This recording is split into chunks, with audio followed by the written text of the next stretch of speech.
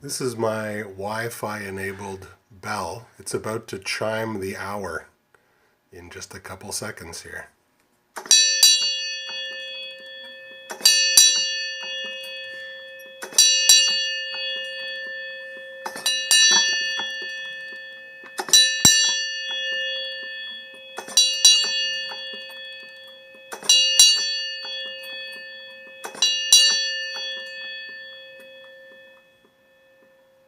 Eight bells. These are the components that make up the donger. This is the microcontroller which has Wi-Fi built in. It's a D1 Mini, and then that benefits from this Power Shield which regulates power, and you might not need it if you had a nice clean 5 volts, but otherwise you need the Power Shield. And then this is just a fairly standard hobby servo. This one's called HS-422. You could adapt this to use just about any servo.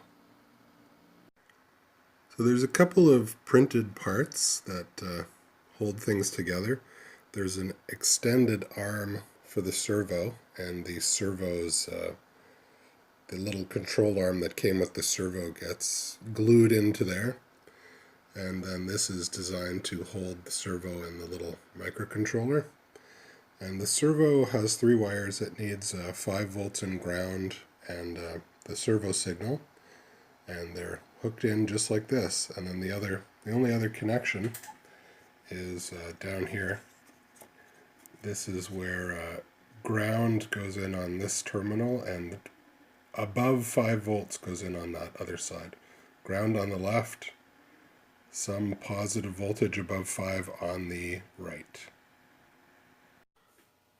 The WeMos is Wi-Fi enabled, and this is a little web server that runs on the device, and it's using the multicast DNS resolver, so my network just knows the device by name.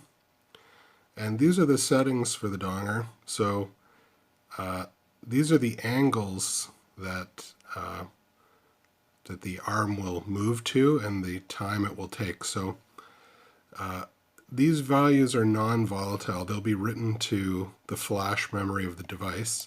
So I'm going to start out with all the way up, and then I'm going to set this to something like 90 degrees down, and I'm going to ask it to do that in about 1 second, 1,000 milliseconds. So once that's in place, you can click to dong, and it will move.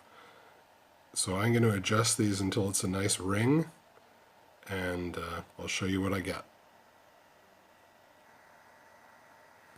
Okay, I've fiddled with these, and now I have a nice way to ring my bell. I can just click to dong.